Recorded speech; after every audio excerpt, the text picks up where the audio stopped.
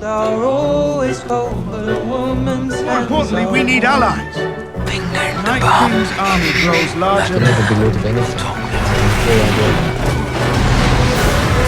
Cannot serve Because I have goals. You did. You are my queen.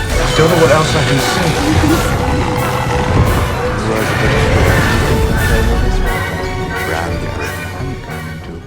Well, we're here. When I first decided to make this series just last year, funny enough, in November, I cannot lie, this was the video I dreaded making the most. Seasons 7 and 8.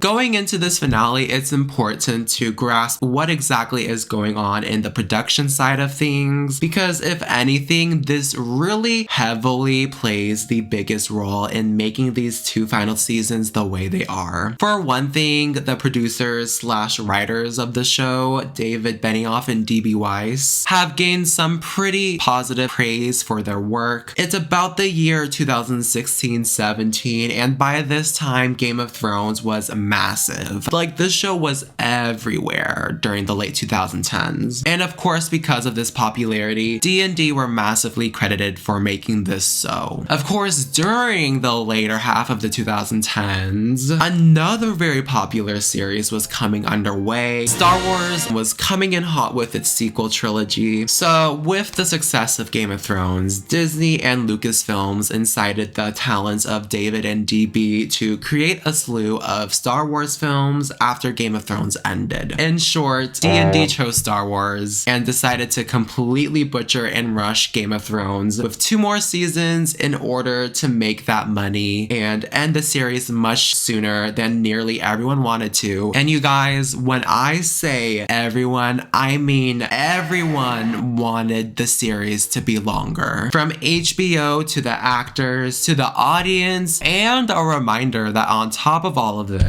there are no more books to adapt as well. Barely any George R.R. Martin at all is involved with these last 2 seasons. This is the beginning of the end. So let's see where we've left off, shall we? Come on in, come on in. Starting with the tier list, of course. Here it is in all of its glory from seasons 1 to 6. Just look around and see where your faves are at. The possible tiers that these episodes can end up in include You're My Queen, the bottom tier, Shame, Shame, Shame, second to last, Brienne the Three-Eyed Raven, very meh. Ned's Honor is good, Hod's Magic Rod is great, and A Wedding Party at the Phrase is iconic, legendary. So yeah, let me give you all a moment to look at the tier list and the actual ranking.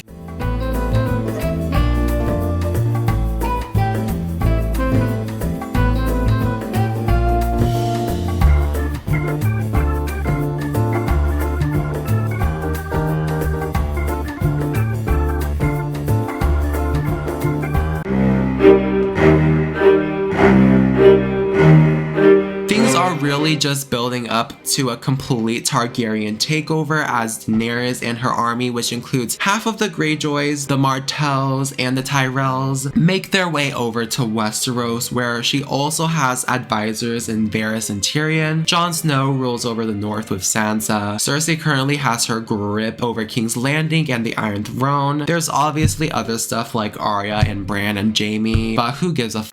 Before we officially jump into things, some quick disclaimers. Of course, Game of Thrones is an incredibly violent show, which may trigger some viewers. Also, there will be spoilers ahead for the entire show. I know I technically just gave out a bunch of spoilers, but from here on out, I promise, this is your final warning. These are also my opinions on each episode, so obviously take this video and the rankings with a grain of salt. My opinions are by no means straight up facts. That's really all I have left to say. I'm very excited for you all to see the final part of this series and for us to go over the final few episodes of the show. It's very exciting. Your support, as always, is appreciated, including likes and subscribes and all of the above. Comments especially warm my heart. Yeah, that's pretty much all I have left to say. This one is going to be a wild one, so buckle up and let's endure through the mess and the chaos that is season 7 and 8.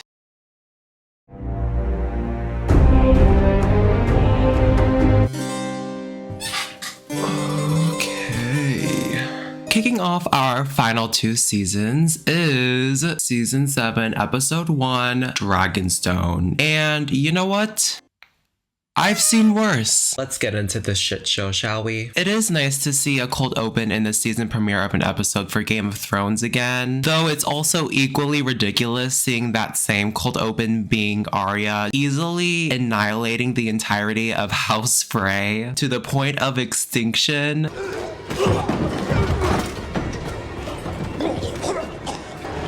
Yeah, because this is so conceivable. It's kind of ridiculous. It's satisfying, yes, but still insanely written. This isn't even the wackiest Arya moment because... Hands of gold are all and Sheeran?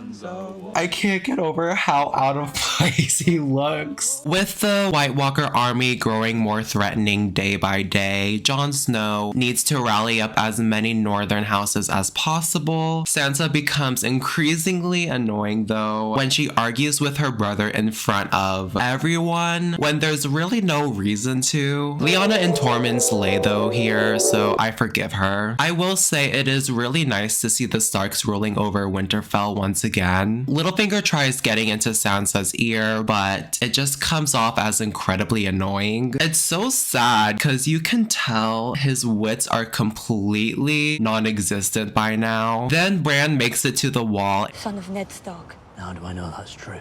You were at the Fist of the First Men. You've seen the army of the dead. He's coming for us. Well, how the does that answer his question, though? The wall looks great here, by the way. Moving down to the south with Cersei and Jamie ruling over King's Landing, Cersei is pushing to make her rule official by making other houses bend the knee, even enacting an alliance with Euron Greyjoy. Talks of marriage are discussed between the two of them. Cersei declines, so Euron f***s off to prove himself worthy. I will say I do enjoy Jamie a lot here though. Sam training to be a maester in the Citadel is actually really fun to watch. Oh my god. He does find a map that leads to Dragonglass buried under Dragonstone to help them fight the dead. Also, Jorah jump scare moment. Sandor and the Brotherhood is also pretty good. They stumble upon the same house from season 4 where the Hound injured the dad really badly, leaving him and his daughter helpless. Depressingly enough, they both died and Sandor, feeling guilty, decides to bury them, and it's actually a really great character growth moment for him. Dany and crew arrive on Dragonstone, and it's simply a slay and a half, you must admit. Also, Dragonstone looks gorgeous this season. You know, looking back at my notes for this episode, it was actually a pretty boring and kind of confusing episode. It's still not bad by any means. It did a solid enough job at opening the new season. Season 7, episode 1, Dragonstone. I didn't hate it. It's very meh for me, so it'll go Brand the Red Raven behind Breaker of Chains.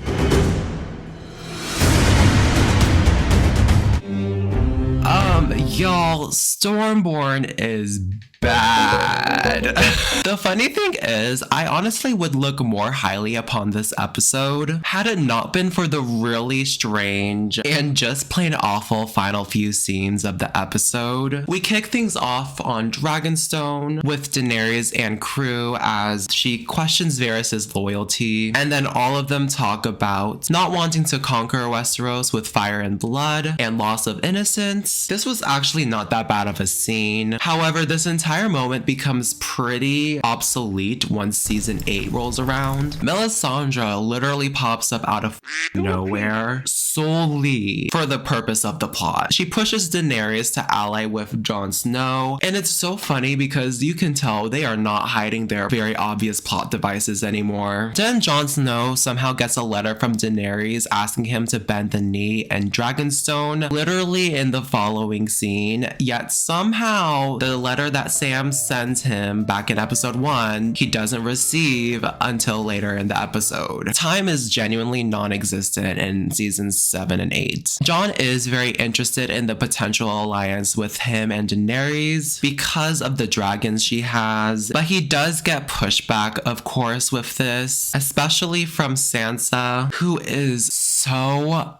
annoying here. Oh my god, girl, get a grip. He does end up convincing the northern houses to let him go and meet Daenerys for a potential alliance. But more importantly, we need allies. So it begins. We need allies and you're my queen. Cersei allies with houses from the Reach, including Sam's house, the Tarleys, even though they were literally Targaryen loyalists, I'm pretty sure. Qyburn shows Cersei a dragon killing machine, and that's pretty much it with King's Landing. Sam in the Citadel is actually pretty good so far. Jorah is all up by the grayscale though. So Sam, knowing Jorah's father, decides to help cure him, and while it was excruciating to watch, overall these Sam moments were surprisingly very solid. Oh my god. Oh my god. Oh god. Arya is pretty much a non-factor here. She has a reunion with Hot Pie. She changes her plans from going south now to going north. She also has probably one of the most bizarre and strangest scenes where she has a reunion with her direwolf Nymeria. They were trying to make this some really big emotional moment, but it just felt so flat for me because of how balls off the walls this is. Then we have the rest of Daenerys and crew scenes, which are just really hard to watch, to be honest. She meets up with Olenna, Yara, and Ellaria Sand, who all urge Daenerys to conquer King's Landing off the bat, knowing just how powerful her army is. But both her and Tyrion push back on this, not wanting to put the lives of innocents at risk. I see both sides here. However, Tyrion makes an extremely dumb plan to separate all the houses, basically sacrificing the Tyrells, Dornish, and Greyjoys to the enemy, especially the Greyjoys, who are already at risk with Euron, and it obviously backfires, as you'll see in a few moments. Olenna carries these last few seasons yet again, however. The lords of Westeros are sheep. You're a dragon. Be a dragon. I know that's right. Missandei and Grey Worm, which was a slay. Ellaria and Yara are about to until they get attacked by Euron's fleet, which ding dong. Ding dong! Look! First of all, how in the did they let a whole ass fleet sneak up on them like this? The conveniences in the plot are just so annoying so far. Needless to say, the Greyjoys and the Dornish get up, and the Sand Snakes die as well. Ellaria and her daughter and Yara all get captured by Euron. Theon runs away and jumps in the water.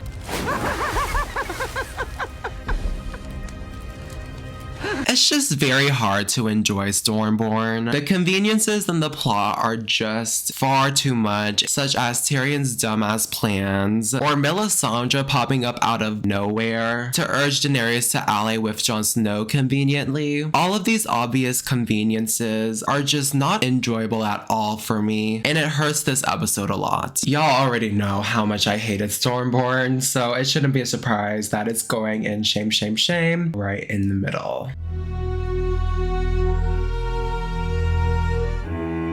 I hate to say it, but part of me kind of enjoyed the Queen's Justice. I actually love the hidden meaning the title of the episode has and how it correlates with the premise of this episode. The Queen's Justice could really refer to either Cersei, Olenna, or Daenerys here. Let's kick things off with Jon's arrival at Dragonstone, where the pretty well-known and famous meetup of Jon and Daenerys occurs. And it's honestly one of those like so bad it's good moments, primarily with Jon Snow's dialogue. I mean, they do him so dirty here. He insults Daenerys and her cause and doesn't even bend the knee or accept an alliance. Just straight up vibes, despite him needing Daenerys and wanting her dragons. This is actually a really great moment for Daenerys though, I have to be honest. Dany does get news of the capture of Yara and Ellaria and the destruction of half of her fleet. Theon gets saved and shamed, and Varys and Melisandre have a very random argument between each other, but Dragonstone looks so good. Okay, but That looks so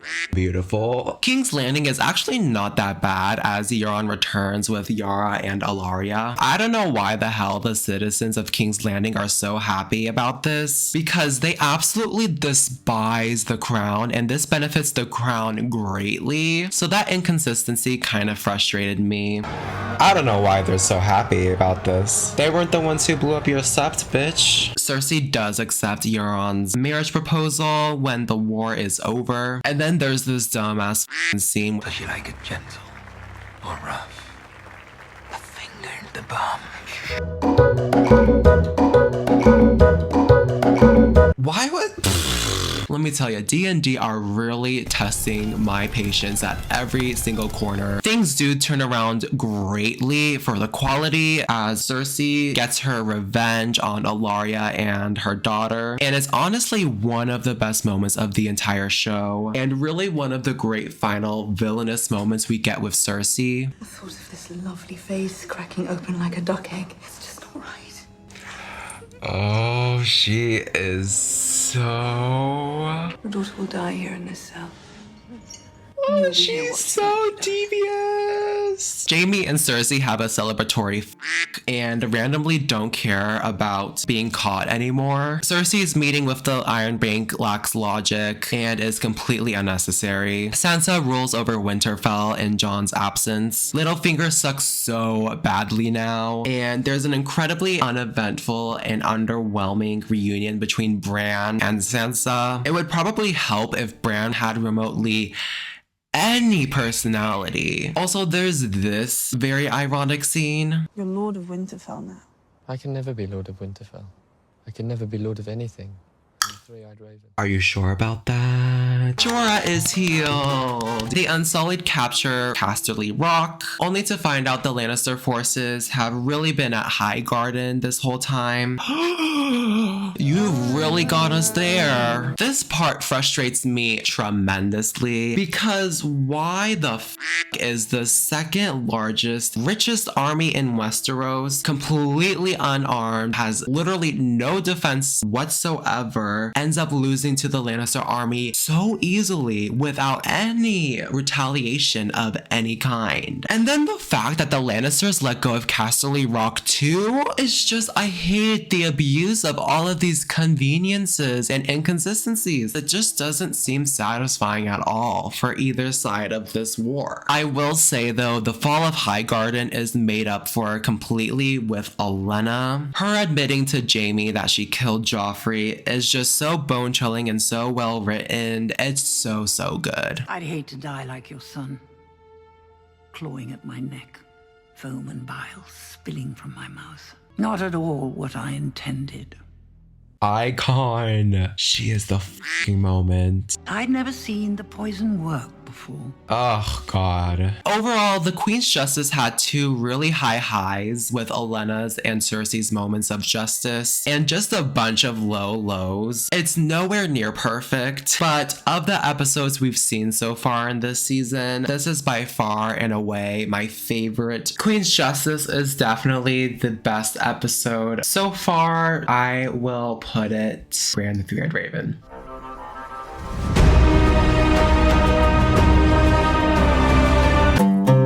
The Spoils of War was kind of a mess that didn't really go anywhere because of the siege of Highgarden, which I still can barely talk about because of how ludicrous it is. Cersei is somehow able to pay off the crown's debt, and it's so ridiculous. Littlefinger gives Bran a dagger, the same one that was used to almost kill him back in season 1, and Bran clocks him, which is pretty much the norm for Littlefinger at this point. Then Mira underwhelmingly f***s off. Arya arrives at Winterfell, and Eddie from Stranger Things is there. No f***ing way. They got every single British person on this f***ing show. It's nice seeing Arya in Winterfell again, and her reunion with Sansa was surprisingly really nice. I just wish Bran wasn't a brick wall. It was also nice seeing that Brienne finally completed her vow to Catelyn Stark, as now Sansa and Arya are safe in Winterfell. Daenerys, Jon, and the crew take up a majority of of this episode's screen time, as yet again, Tyrion's plans continue to fall apart, as now Highgarden is under Lannister rule. Finally, Daenerys clocks him and takes matters into her own hands. We have a plan. It's still the right plan. The right plan. Your strategy has lost us Dawn, the Iron Islands, and the Reach. God, finally, someone is clocking him. Also, Jon shows Daenerys some cave carvings and still for some reason rejects an alliance. It's so ridiculous at this point. Jon and Theon's reunion is pretty alright. And then there's the final few moments of the episode. This is kind of a gag, I cannot lie.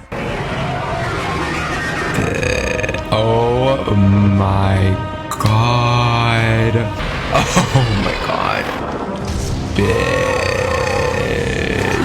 On the one hand, the battle looks fantastic. Seeing Drogon and the Dothraki in action is so rewarding and just so satisfying to see. There are a few mistakes with Drogon's animation, but apart from that, the battle looks great. I also think Bronn absolutely slays here despite the very obvious plot armor. However, beyond that, there's Jamie. Oh my god, he has one single brain cell in this scene. What the f are you doing? What are you gonna be accomplishing here, bitch? That is a dragon! What are you doing? What the f is wrong with... And where the hell did Bronn come from? It's just way too Mission Impossible for me here. But as a whole, this is a fun scene to watch. The Spoils of War was a mess, really. Like, I don't hate this episode, but I also have no feelings or emotions for it. The Spoils of War is not that good. It'll go at the front of shame, shame, shame. How about that? That seems fair.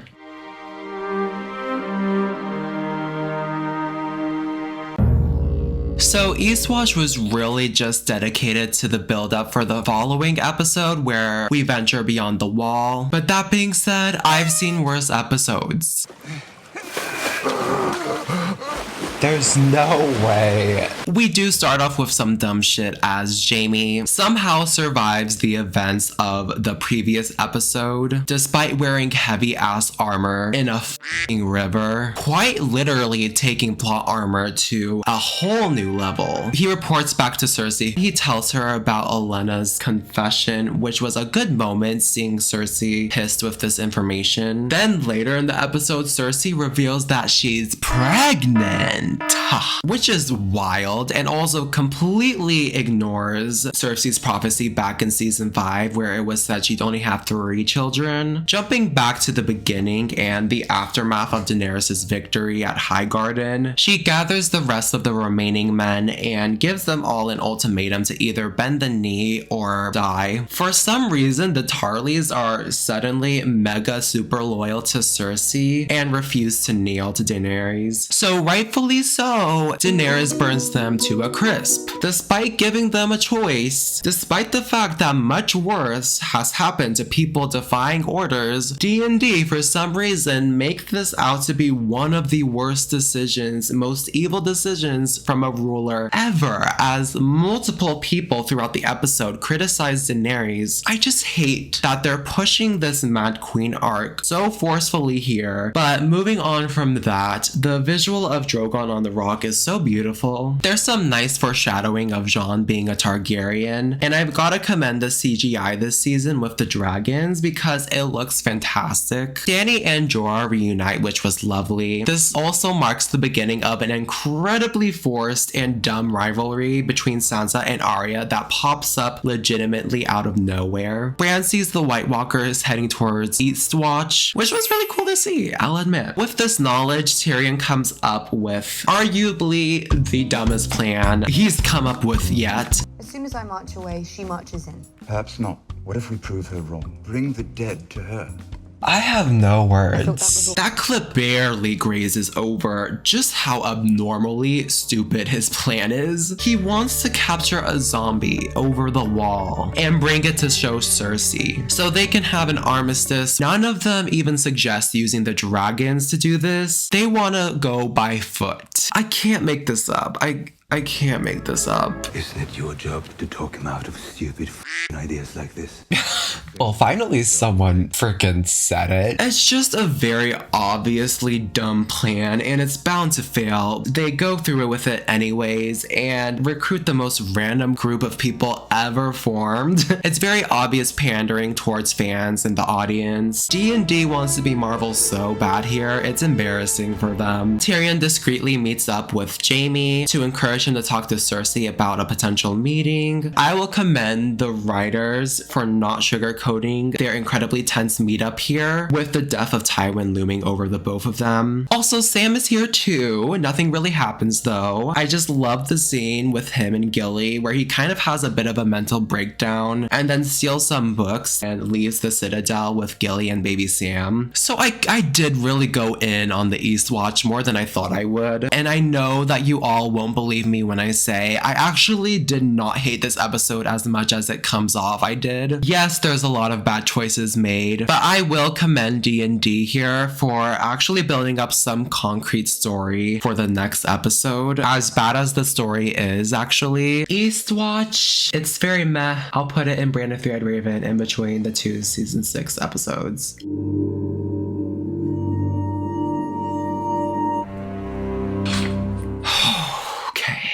If episodes 1 through 5 continued the steady decline that this show has been experiencing since seasons 5 and 6, then Beyond the Wall has officially marked the complete downfall and deterioration of Game of Thrones as we know it. So are you ready to see this shit show or what?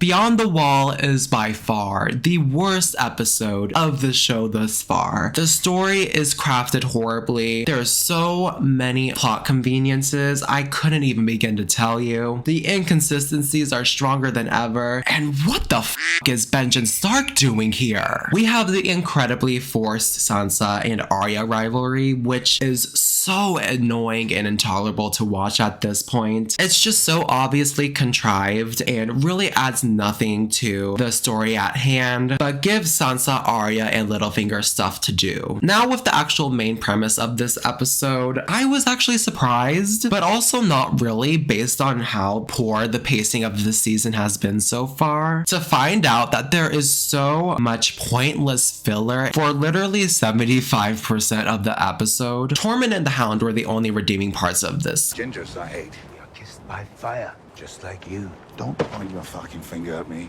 I'll admit, best part of the episode so far. They do find a White Walker though, but obviously because of how stupid the plan is, they get swarmed by the army of the dead. Jon sends Gendry back to Eastwatch to send a raven to Daenerys because yeah, time just doesn't exist in Westeros anymore. Run back to Eastwatch, get a raven to Daenerys, tell her what's happened. If time is that misconstrued, I may have to move to Westeros, I fear. But also, why didn't they bring the dragons in the first place? Anyways, this is just one example of the piss poor pacing, but the Westerosi Avengers are stuck. One half of the Brotherhood crew dies, and I will be the first to admit, the walkers do look great here. But then Sandor throws a rock at one of them and shit just hits the fan. Not just in the show, but also as a viewer. Plot armor kicks in almost immediately because you have one random dude who just immediately dies by the hands of the White Walkers and is swarmed by them, while Tormund has the exact same thing happen to him, and yet they don't do shit to him. They just hug him. So that kind of pissed me off. But then Daenerys and the dragons enter the picture.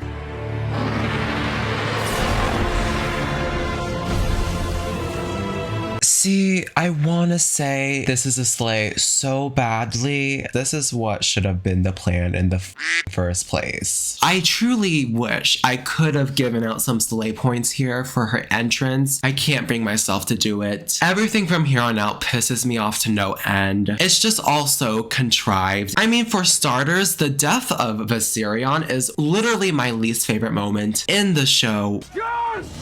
Get on the dragon! Oh my god, what are you doing? No. Oh my god, oh my god. Literally f off. Jon could have gotten on that damn dragon, and this all could have been avoided. But for some reason, he keeps fighting, literally for nothing, which results in Viserion being killed, literally for nothing. It just sucks. There's no thought or attention placed in making this extremely significant death make remotely any sense. And then Jon gets pulled underwater and should 1000% be dead. 'Tis but a scratch. And then the real cherry on top of it all. Uncle Benji. I was in pure shock. I thought I might have misheard. They also revive Viserion, which is cool, I guess. This episode is a disaster. This really is where they start jumping the shark on the rest of the series. I just hate that they dumb down all of these once phenomenal characters so much just to get to the conclusion of the show. I hated Beyond the Wall. Beyond the Wall is by far my least favorite episode. It's going all the way at the end at You're My Queen.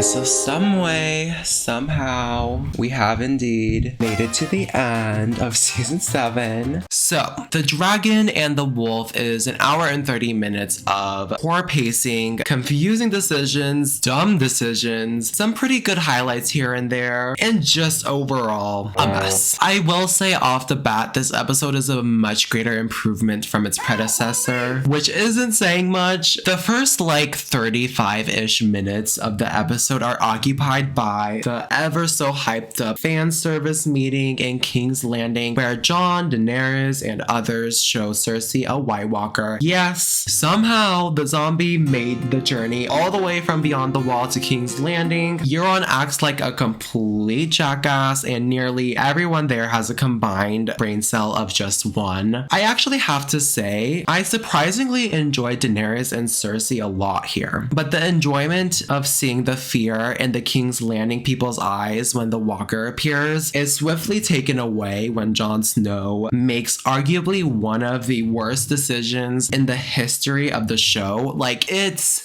infuriating. I ask it only of Ned Stark's son. I know Ned Stark's son will be true to his word. I am true to my word. That is why I cannot give you what you ask. I cannot serve two queens.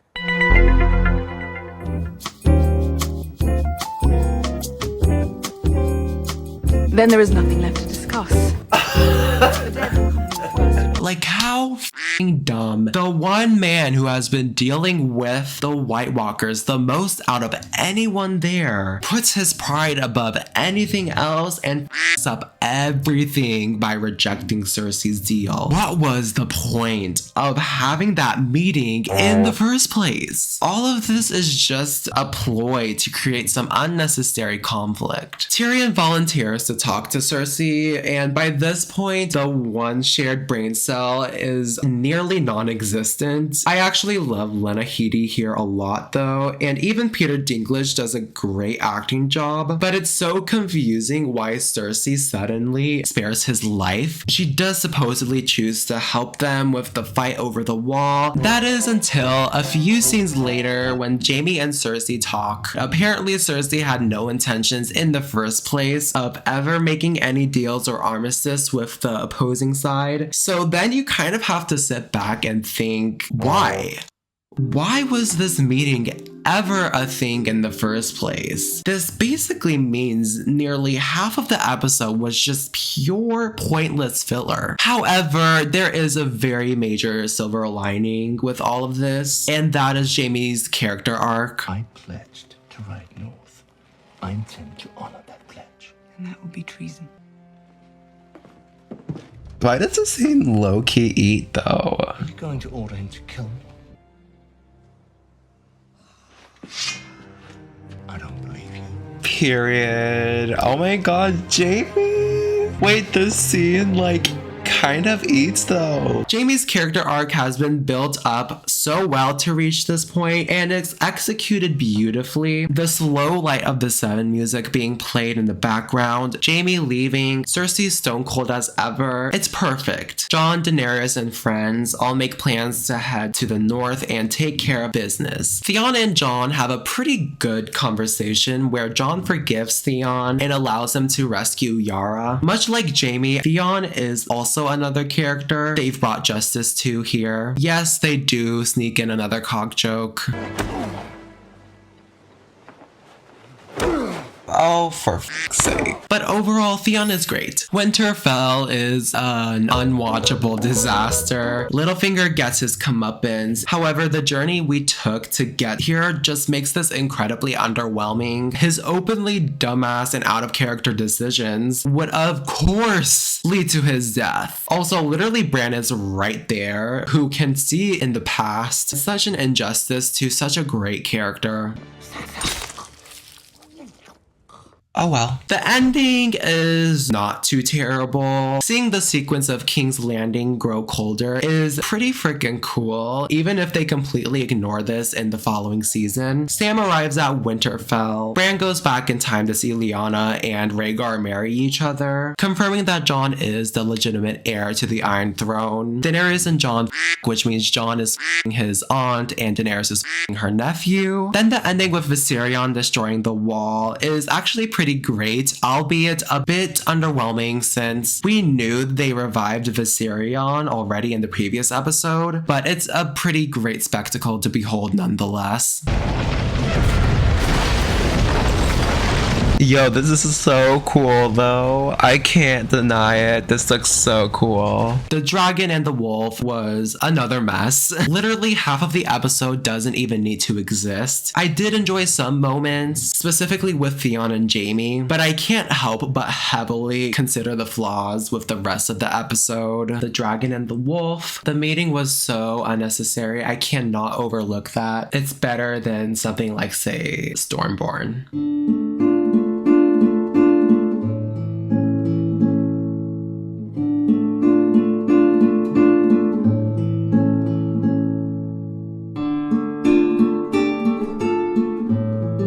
So if seasons 5 and 6 marked the beginning of the steady decline in the show's quality, then season 7 took the shovel and began digging the show's grave. You all cannot deny there is a serious lack of many qualities that made the first 4 seasons, and hell, even seasons 5 and 6, as great or as redeemable as they were. Not only should this season have been 10 episodes, there should also be at least 3 more seasons to follow up from this one. The pacing here is horrible. The first 4 episodes were fine with this aspect, but they very obviously needed to squeeze so much into the final 3 episodes that it made it all so poorly written and rushed, which leads me to my next qualm about the season: the writing and the characters. It's very clear that D&D relied heavily on forced conveniences to carry their stories along. They also dumbed down their characters immensely to force certain events and decisions to occur. You have the plans Tyrion made not only once but twice. Huge and powerful houses like the Martellas and Tyrells just easily fall the entirety of Beyond the Wall. The forced Sansa and Arya rivalry, and really the list goes on. It's all just very rushed and lazy writing, and it's pretty disappointing to watch this season back. Listen, I don't want to end this conclusion on a sour note. There were inklings of good moments here and there. I think some characters like Olenna, Cersei, Theon, and Jamie are all pretty good here. There's also a lot of excitement seeing Daenerys in Westeros and the imminent danger of the White Walkers. It is, however, fairly hard to see these positives when it's just as hard not to see the negatives that have come from this season of the show. Season 7 did not score very highly, but here you have it.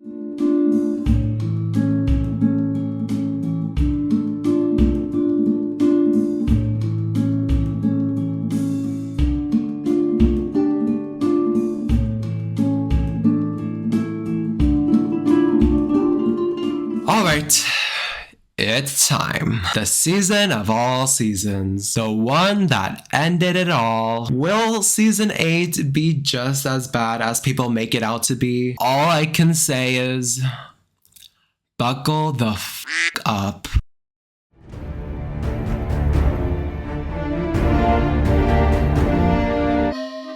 Oh my sweet Jesus Louises, you guys. We have made it. Kicking things off, we have the first ever episode of season 8. How was it, you may ask?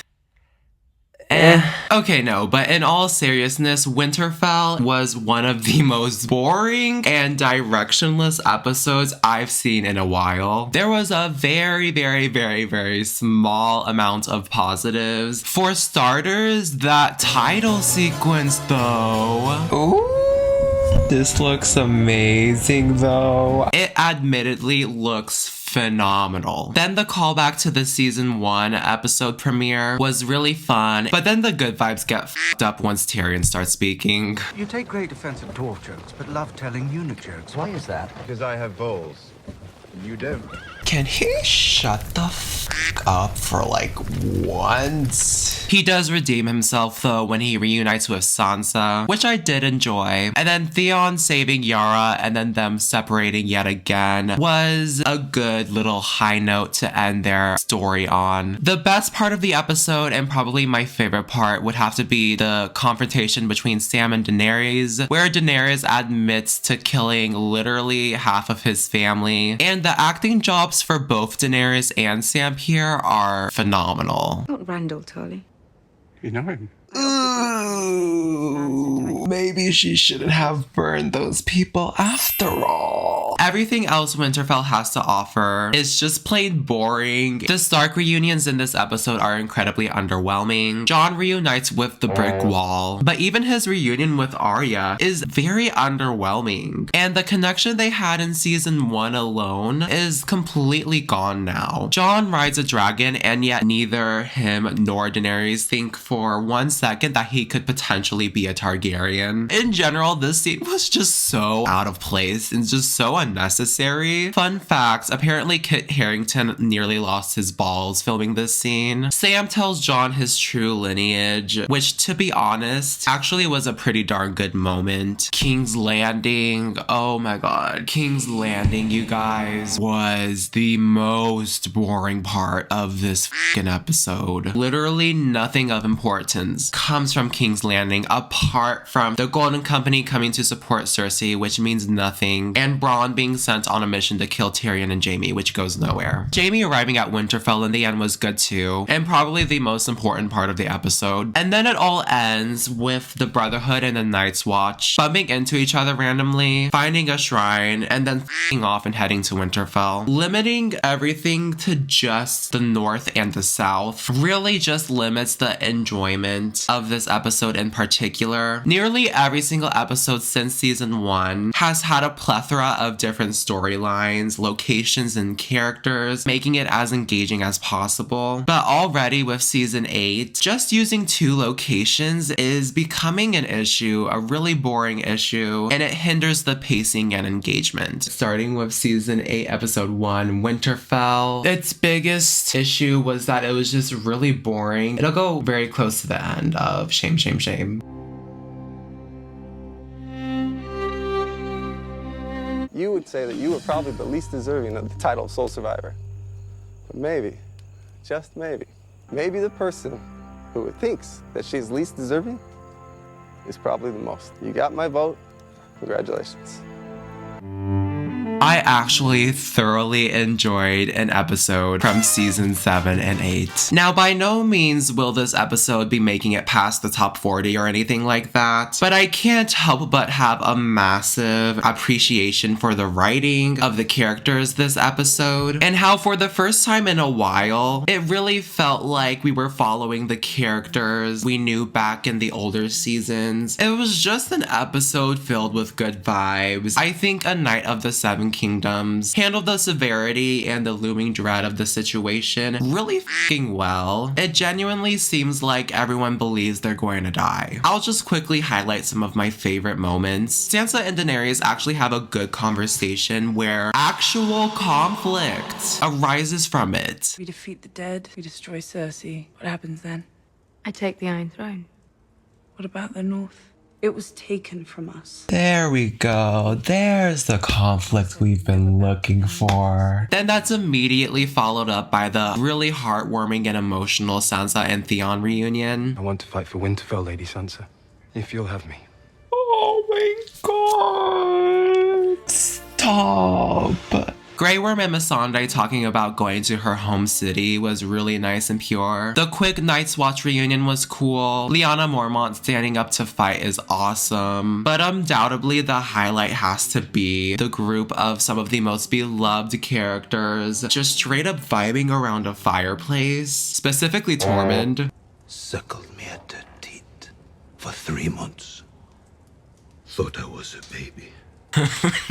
That's how I. Then there's the knighting of Brienne by Jamie, which is just, oh, my fucking heart here. This moment is just so well deserved. Long time coming. I fucking love this moment for Brienne. Arise, Brienne of Tarth,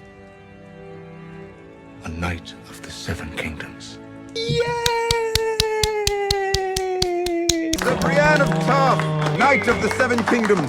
Stop. She fucking deserves this. And that smile, you guys. As if that group couldn't get any more elite, Pod, the motherfucking god, starts singing a hymn, fucking lock me up in a cage before I go absolutely feral for this man.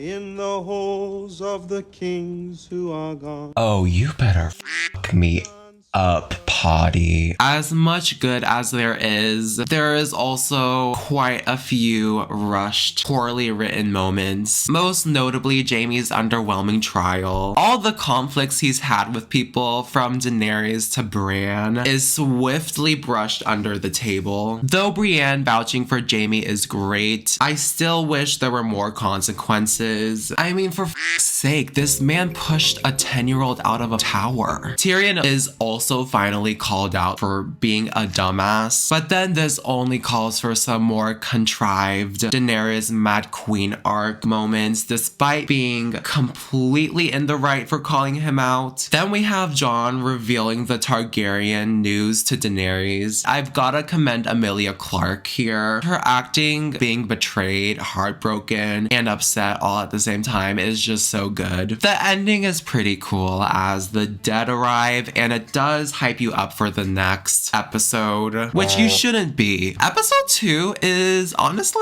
good. I am just a sucker for good character moments. It does feel wrong putting a season 8 episode above so many others. However, I can't deny an episode its lay points, so here we go. Episode 2. Y'all are gonna think I'm f***ing batshit for this. I enjoyed episode 2. I can't believe I'm doing this. I think it deserves Ned's honor, but it's way at the end.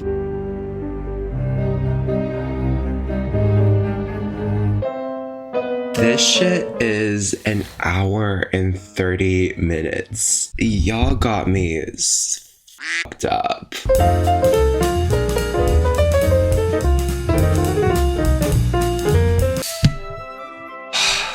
You know,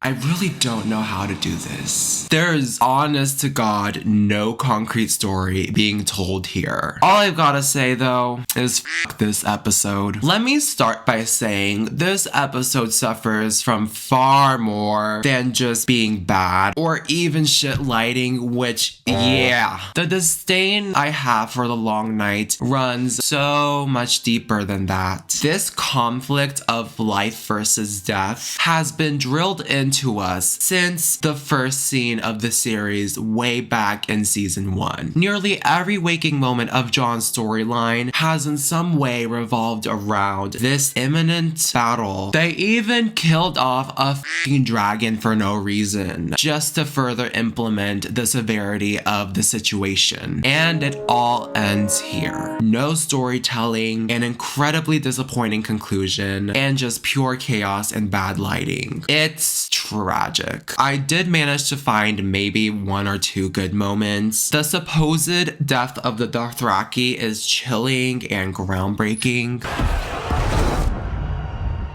Dude, what the fuck are y'all doing? Lyanna kills a giant and it's incredibly badass. Period! Oh my god, Lyanna! The soundtrack, you guys, especially when the Night King song starts playing, despite the dumb shit that's happening as it plays, so gorgeous. Oh, yes. Get it, bitch. Get it.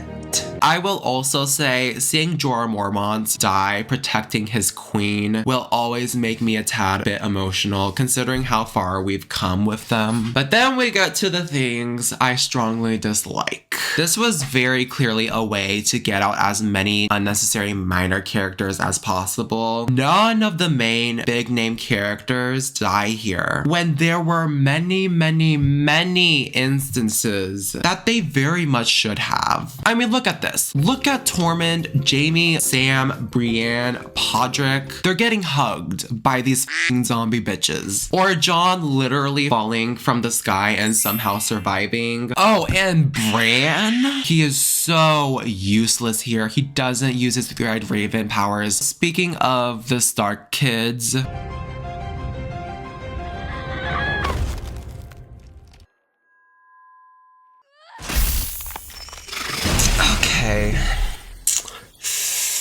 you know, I think we're done here. It was really fun filming this, but I think we're done here. Time to go. That's all I needed to see.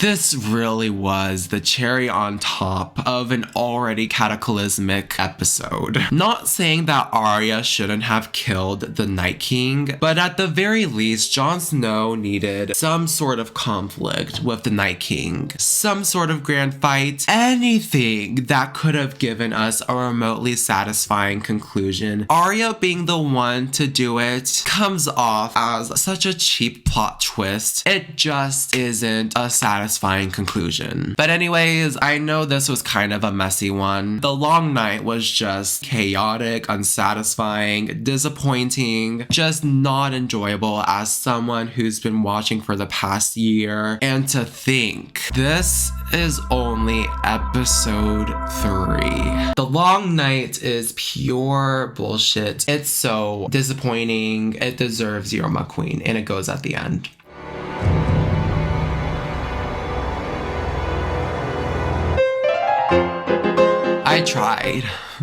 I tried remaining strong, but going into these last final few episodes, I fear that my mental state continues to deteriorate. Last of the Starks just pissed me off, really, if anything. The aftermath of the long night wasn't too bad, however. I thought the send-off for characters like Lyanna, Theon, and Jorah was fine, and seeing everyone mourn them was good to see. I'll even say the feast with the infamous Starbucks cup fiasco was fairly enjoyable. With the good vibes and the final few character reunions we got, Daenerys making Gendry the Lord of Storm's End was actually a really cool moment too. To Lord Gendry Baratheon of Storm's End. Okay, I'm into it. Brienne and Jamie which is awesome. Although it gets completely ruined later down the line, which we'll get into. I do enjoy most of the filler that goes on, but most of this does contribute to the poor pacing of the season. And if they wanted to keep most of these moments of downtime, then make the f***ing season longer. Everything else is just pure shit. It's so bad. This entire episode is dedicated to gaslighting the viewers into thinking Daenerys is a bad person person and is slowly turning into the Mad Queen. We needed her army, her dragons. You did the right thing, and we're doing the right thing telling you we don't trust your queen. Why not? Why the fuck not? It's actually insane to me how hard they're going in on making Daenerys appear like this untrustworthy, god-awful tyrant. When literally just last episode, she sacrificed her entire cause for the betterment of the realm. It's just infuriating how people like Varys and Sansa do everything in their power to muster up some contrived beef with Daenerys. Literally this entire episode. Then there's Jon, who's been limited to saying, "You're my queen and I don't want it." I told you I don't want it. I don't want it. I told you. You are my queen. I don't know what else I can say. You can say. Yeah, boy, we know. He also tells Sansa and Arya about the lineage off camera, which, why would they make something so important off camera? I have no idea. Then there's Tyrion, who's just a joke at this point. What you like down there? What?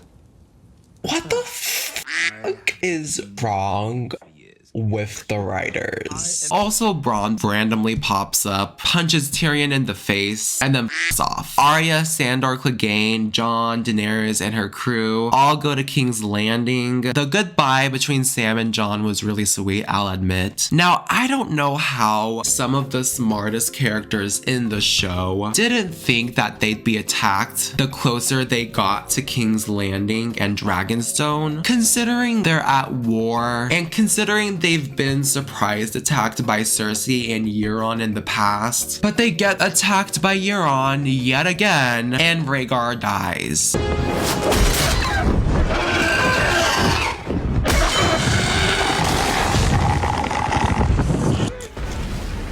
Well, that's a shame. I'm just so tired.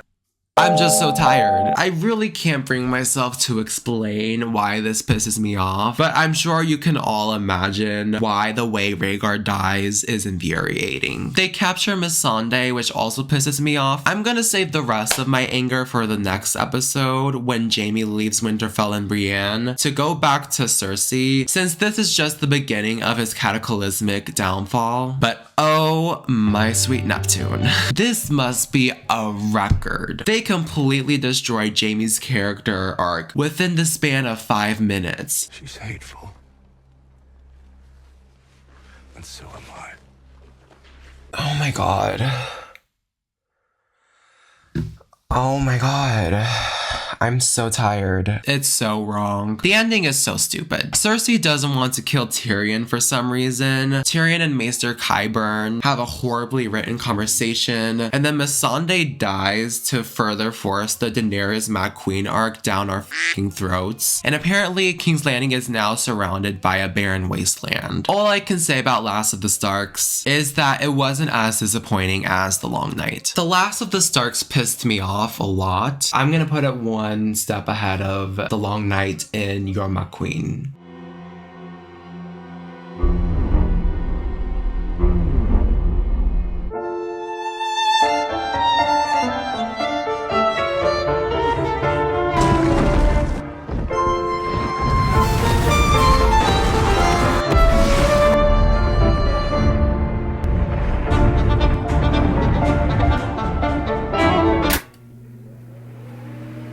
Well, congratulations, viewers. After 4 deep dive videos, 2 reaction videos, and 71 episodes later, we have finally reached my least favorite episode. What a momentous occasion.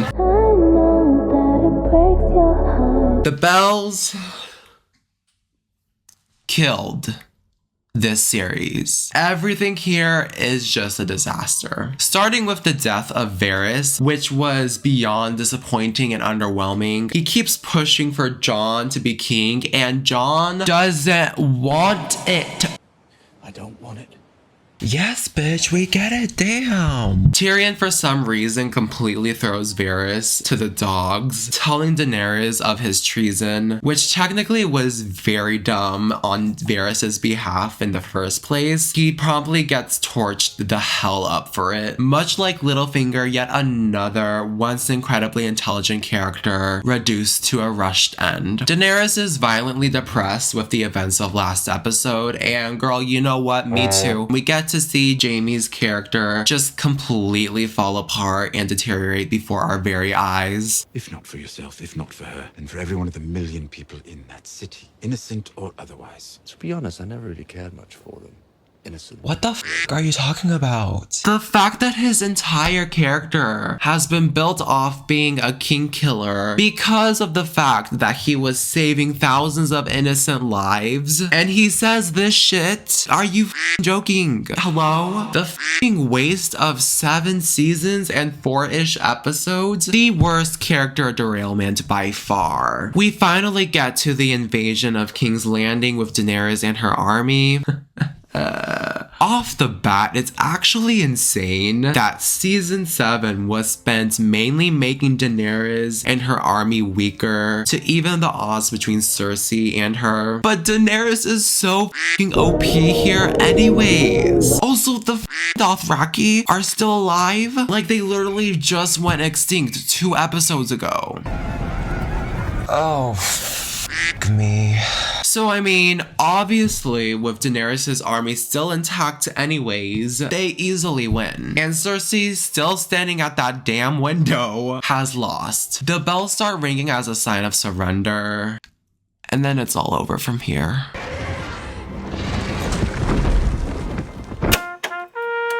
This is the moment the show dies.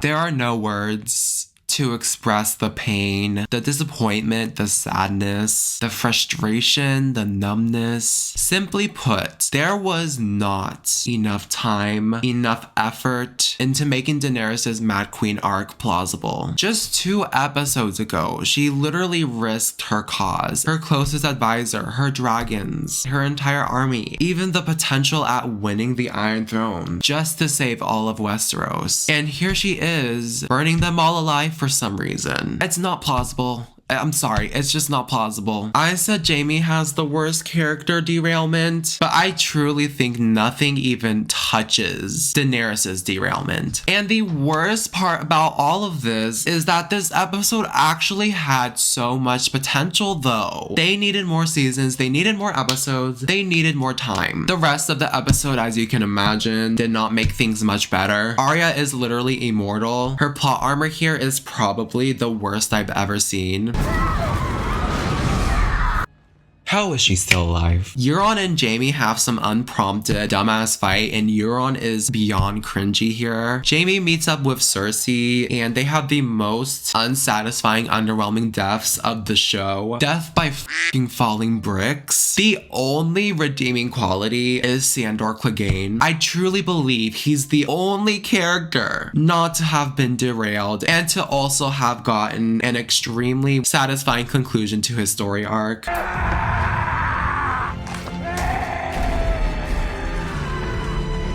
Oh my god. Oh. There you have it.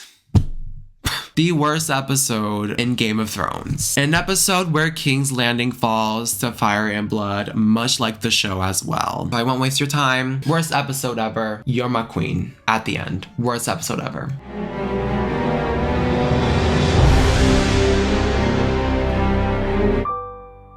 I've been waiting for this moment. I'm okay to see how it ends.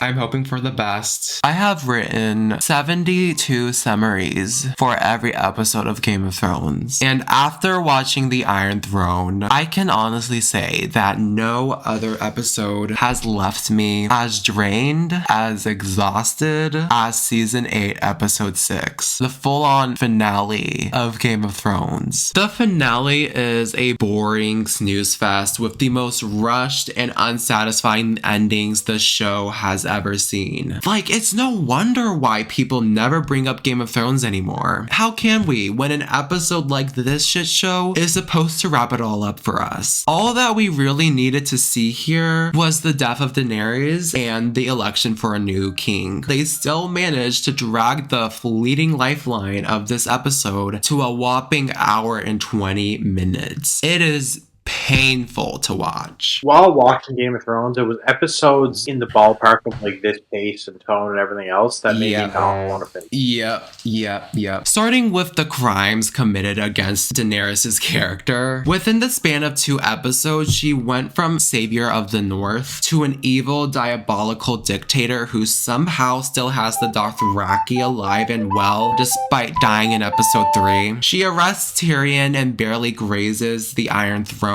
before being swiftly murdered by Jon Snow. An 8-season story arc, and she couldn't even sit on that damn throne. Oh god. Did you just kill her? What? No. Oh, the Oh. Drogon, rather than killing Jon Snow, decides to kill the Iron Throne literally for no actual reason apart from contrived symbolism. It's just unbearably lazy. Not to mention the astounding 15-minute long conversation Jon and Tyrion have before then, just repeating phrases from past, better written episodes. It's all shit. Would you have burned the city down? Hell yeah. Party at my place. Hell yeah, brother. Light that shit up, brother. We're going to King's Landing. But it doesn't even compare to the abysmal ending of Bran's election as king. Not a single brain cell is present here, as Tyrion can somehow dictate an election despite being imprisoned and basically being the main reason this shit show happened in the first place. He pushes for Bran to be king because he has the best story. While the reasoning itself is absolutely bonkers on its own, even then, Bran by a long shot did not have the best story at that council meeting. The boy wasn't even in season 5, and everyone fucking agrees to it. Even Sansa is able to push for an independent North, and not even Yara, whose house has been wanting independence and claim in the North for centuries, doesn't even argue with this. I am hanging on for dear life right now. This is so obscure. Yeah, I've had enough. So that's it. That's the end of Game of Thrones. Bran is king. The Starks win everything. Tyrion is somehow a hand of the king. That is the end of Game of Thrones. That's all you're getting. The finale, here we are. Very disappointing that I'm gonna have to do this with the actual full-ass finale. I'm putting it behind episode 3. At least it didn't get last place though.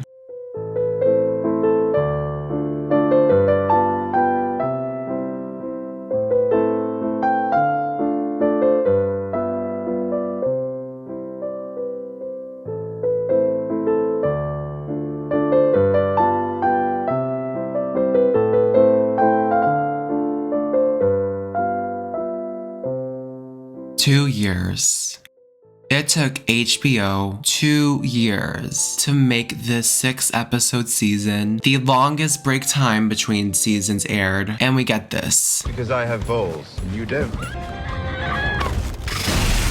I told you I don't want it. You are my queen. What's she like down there?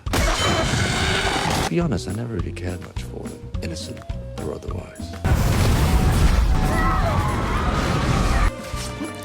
Who has a better story than Bran the Broken? Why do you think I came all this way? It's kind of crazy because there is a major gap in quality between season 7 and 8. To say season 8 was a failure would be an understatement. I need you all to quickly just think about the journey that was taken to get to this show's conclusion. The original series being written, HBO adapting the show and premiering it in 2011, Ned Stark's beheading, Battle of Blackwater, The Red Wedding, The Watchers on the Wall, Jon Snow dying and then reviving, everything in the Winds of Winter, and season 7. All of these moments, 8 years of buildup, and it all comes crashing down with a poorly paced, rushed, poorly written 6-episode final season. I truly 1000% believe that season 8 needed to be split into 2 seasons. One season dedicated to the Long Night, and the other dedicated to Daenerys' Mad Queen arc. Fitting these massive storylines into just 6 episodes is ludicrous. I just think the minute it was announced that season 8 was only 6 episodes, it was always doomed to fail. It's sad reliving all of this disappointment again, and I wish I could end this series on a happier, more satisfying, exciting note for you all, but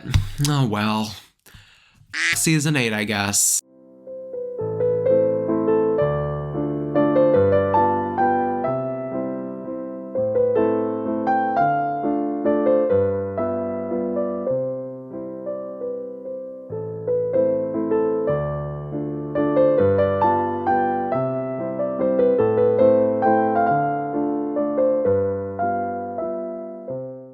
Well, there it is. The final 2 seasons of Game of Thrones and the final part of my ranking series. It's actually kind of insane. I started filming for this exactly a year ago in November 2022. You know what? At the end of the day, I really do truly love this show. I know it ended about 4 years ago by now, but I still feel it to be necessary to look back on the greatness that this show offered and even reflect on its worst parts to learn what not to do with such a big show. So with both seasons 7 and 8 rankings being done now, this does mean that I have the official ranking.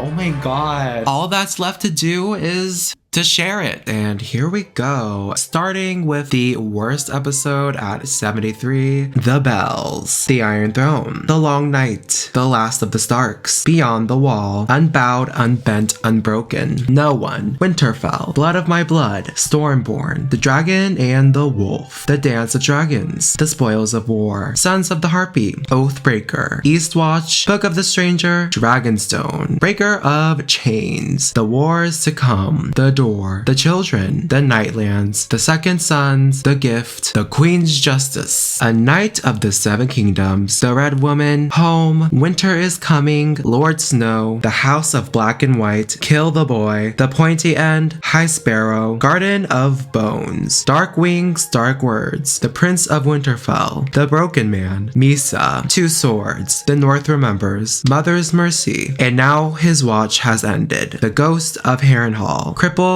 Bastards, and Broken Things, Mockingbird, Oathkeeper, The Battle of the Bastards, Valar Dohaeris, The Climb, First of His Name, The King's Road, What Is Dead May Never Die, The Bear and the Maiden Fair, A Man Without Honor, The Mountain and the Viper, The Laws of Gods and Men, The Old Gods and the New, Hardhome, Walk of Punishment, The Wolf and the Lion, The Winds of Winter, The Lion and the Rose, Fire and Blood, Valar Morghulis, A Golden Crown, Kissed by Fire, You Win or You Die, Baelor, The Reigns of Castamere, The Watchers on the Wall, and my personal #1 best episode, Blackwater.